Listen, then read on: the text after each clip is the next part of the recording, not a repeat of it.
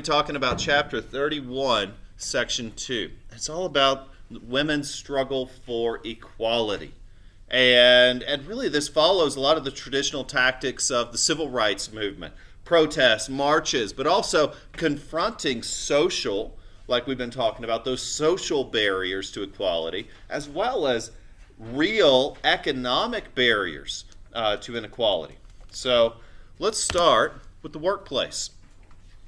Many of you guys mentioned that women are often shut out of jobs that are considered men's work.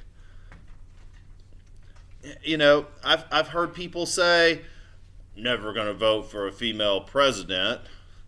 You know, I've heard religious leaders say there should be no female religious leaders, or even that women should not be public figures, and some of that goes way back culturally. There's gender discrimination in traditional religion.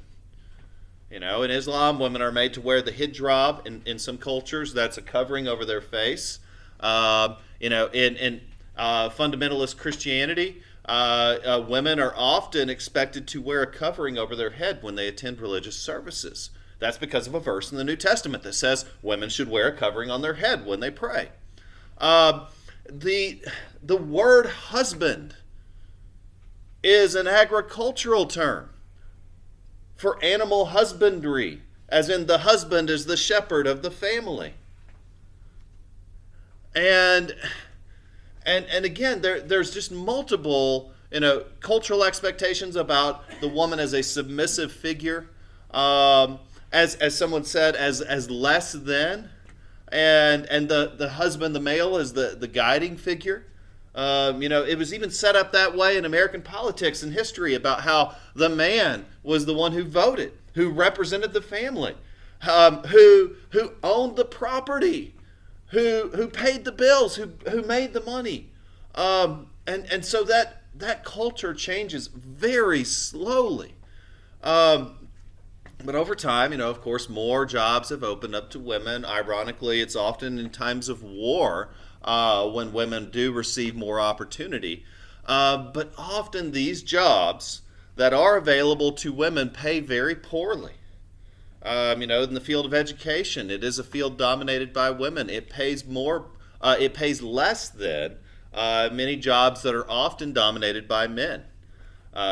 Management in the private sector is a male-dominated field. Technology, male-dominated field. The science, technology, engineering, mathematics careers, male-dominated careers.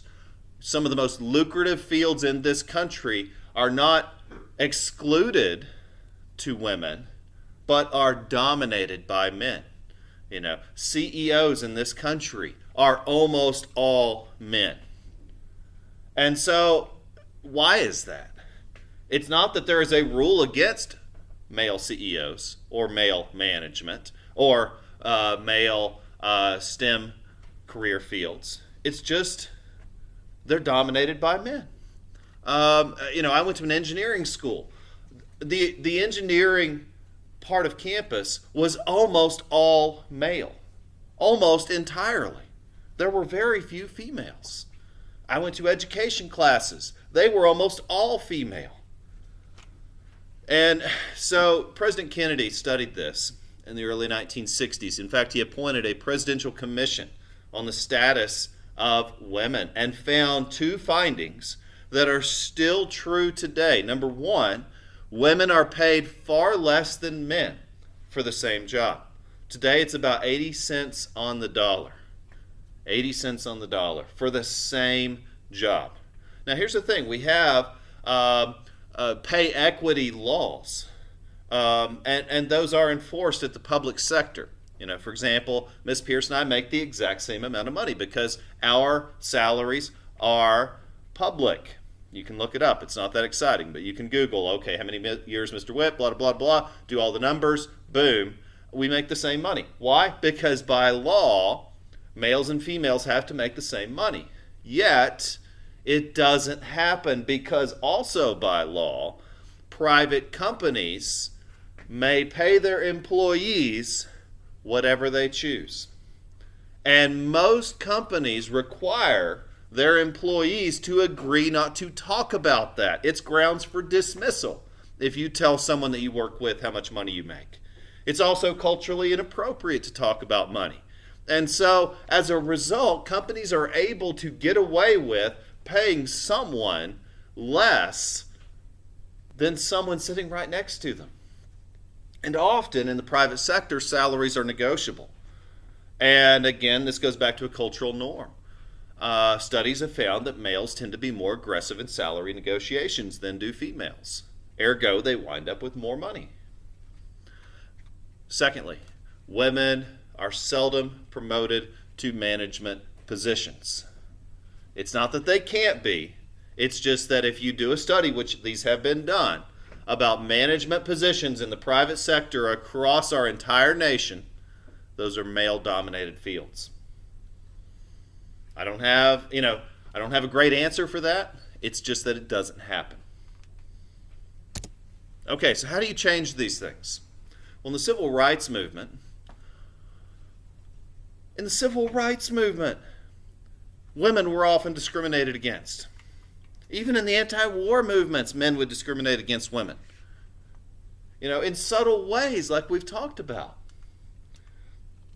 I love the clip from Forrest Gump where they're at the Black Panthers and they're talking about the exploitation of African Americans in the war and the plight of minorities, and then the man slaps the woman. And how everyone took the man's side, except for Forrest Gump, because he's awesome. And so that's a problem. And so how do you fix this? Well, number one, you've got to point out inequality when you see it. Since it is a social norm, that means it's up to each one of us to be aware of inequality when we see it. That takes consciousness raising at a popular level. It takes time for these things to filter in. Because there is a pattern of sexism in our society. It manifests itself in very subtle ways that are embedded into the way that you were raised, that are embedded into the way that your friends behave. It comes down to how you dress versus how your male counterparts dress. It comes down to how you groom yourself. It comes down to dating and relationships. Sexism is pervasive in our society. So there are a number of publications about this. Obviously social media does a lot to raise awareness today. But in the 1960s, a popular book, and I have a copy if you want to borrow it, called The Feminine Mystique by Betty Friedan, showed surveys and data questioning women about their satisfaction, their just general happiness. And what she found was that many women were dissatisfied with the status quo, the way they were being treated or viewed. It was a national bestseller. Again, it's still a popular book, and I've got a copy. And it helped to launch this movement of feminism. Feminism is simply a movement advocating for the economic, political, and social equality of men and women. That's all it is a movement advocating for equality of gender. And there are some national organizations that you can get involved with, like the National Organization for Women, NOW, founded in 1966, still a national organization advocating for the equality of women. Many of these movements have resulted in laws, but like Becky pointed out, that laws often still only represent the beginning of a movement to change a culture. But a couple of important laws. The Equal Employment Opportunity Act, which created the Equal Opportunity Commission, designed as a watchdog agency to help women and to address injustice. But there's a couple basics. Okay, so if you have a kid, obviously it is the male and the female that produce the child. But in single family households, it's very common to see the mother as the primary caregiver. It's very uncommon to see the father as the primary caregiver. That's still the case today.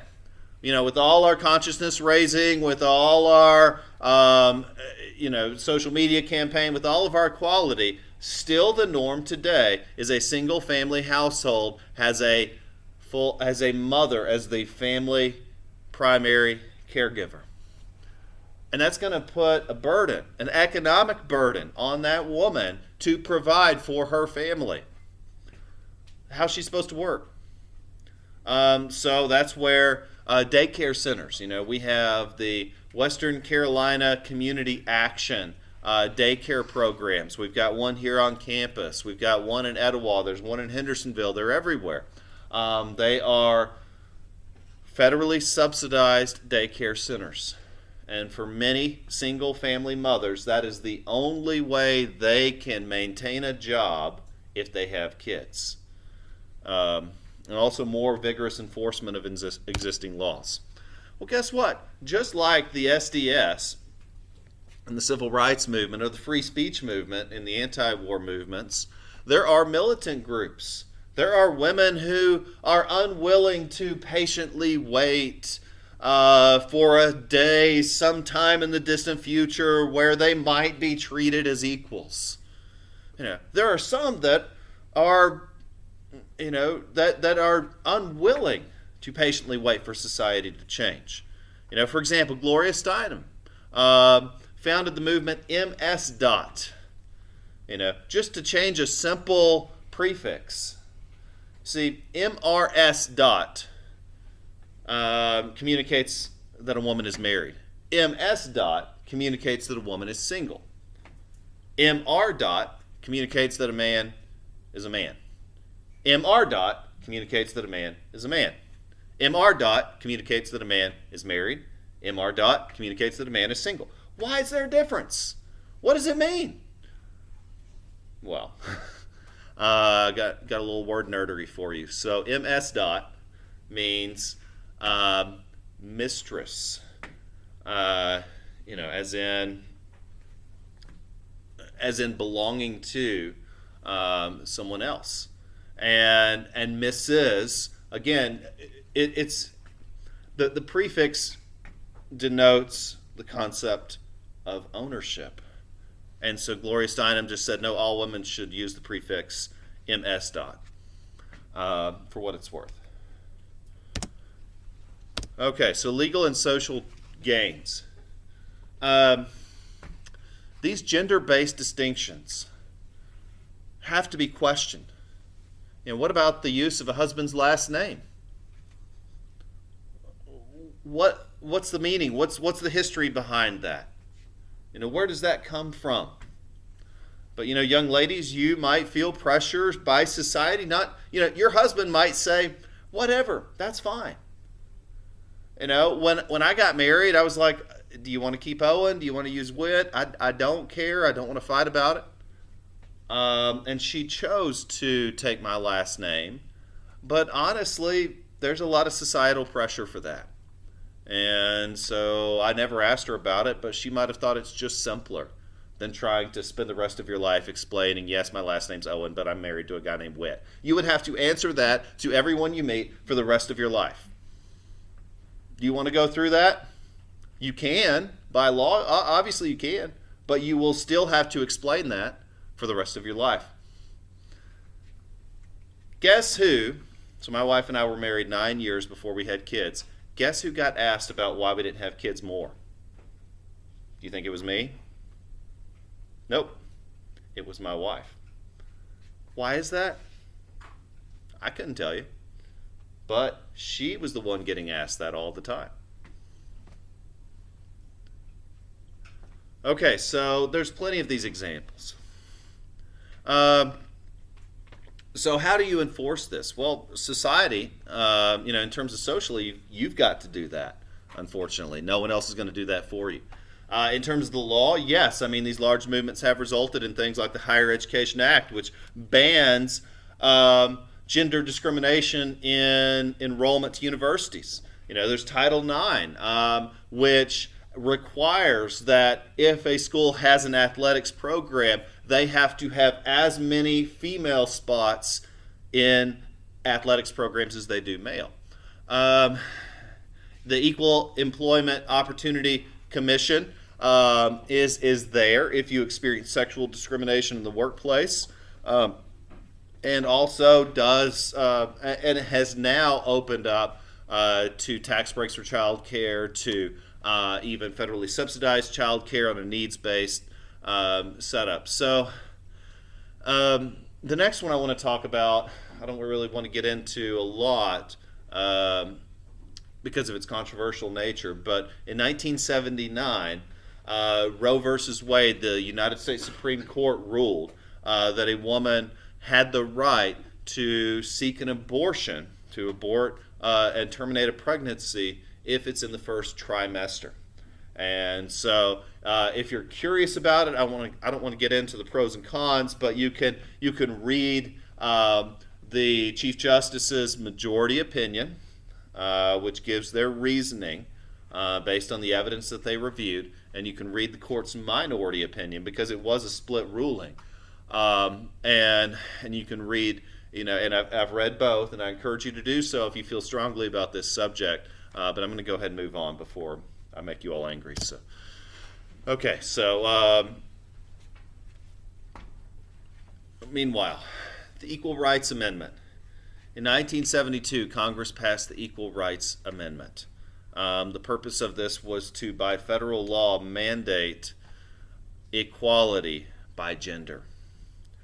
And this actually resulted in a popular backlash, a movement to stop the passage of the Equal Rights Amendment. And it was ironically led by a woman named Phyllis Schlafly. She represented a number of religious movements like the pro-family movement, the moral majority, kind of a lot of the evangelical coalition that came together to stop the Equal Rights Amendment. And a couple of, I guess, their secular reasons, aside from the religious stuff, is number one, they felt that it would lead to the drafting of women, perhaps, or the end of federal child support. But more commonly, it was due to social concerns. Well, that if we by law treat women the same as men, then that will undo all of these social norms. And some of these go way back. For example, 2 Corinthians 11, verse 7 says, and I quote, if a woman is not to speak in public, if she has a question, let her ask her husband at home. I'm paraphrasing. I think it says a woman is to remain silent in the churches. Yeah, that's what it says. A woman is to remain silent in the churches. If she has a question, let her ask her husband at home. 2 Corinthians 11, verse 7. Many more examples, as you can imagine, on and on and on in the pervasive culture in our country. And so that's where a lot of this pro-family movement stuff comes from, called the New Right. And it really helped get Reagan elected in 1980. We'll talk about that later. And so a lot of this focused on what people were calling the moral decay of our society. While some called it civil rights and the sexual revolution and gender equality, some were calling the moral decay of our country. And so that's where conservatives really gained momentum in 1980, focusing on these issues. Carol, what does the emancipation of American women mean to you? I know. Women's right to vote. How about the modern gal's right to go Dutch when her dreamboat's out of ready? Oh, Betty, be serious.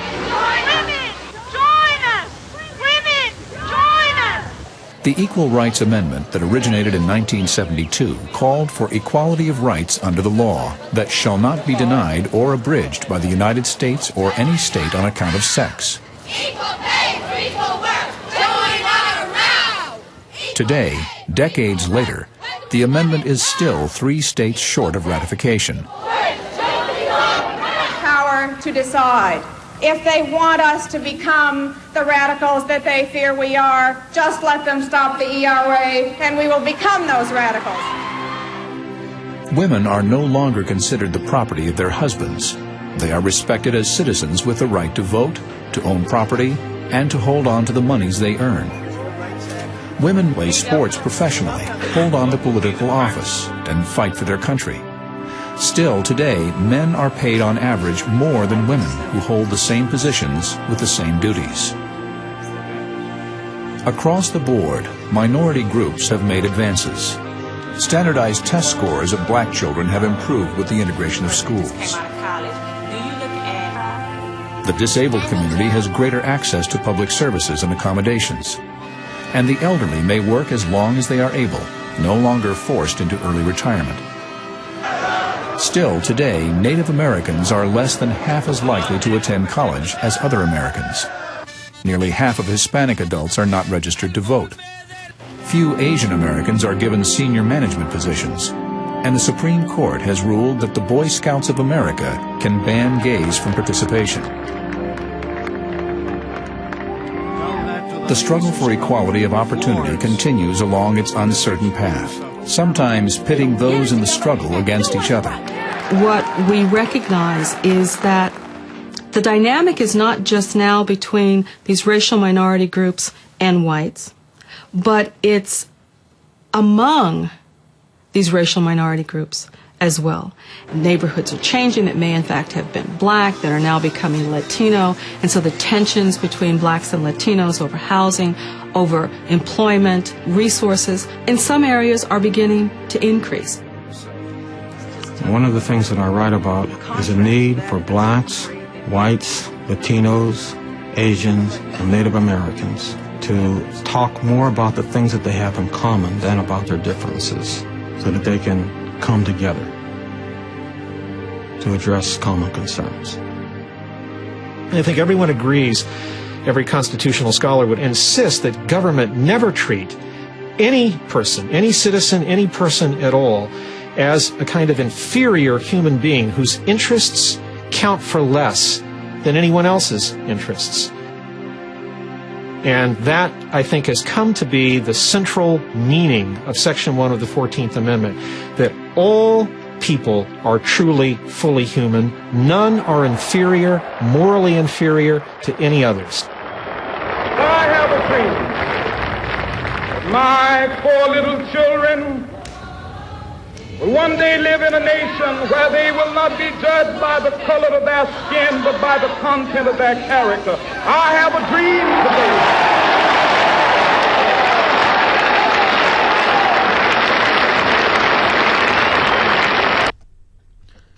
So the Equal Rights Amendment was defeated. It only got 35 of the necessary 38 states for ratification by 1982. Meaning it was going to have to override a presidential veto.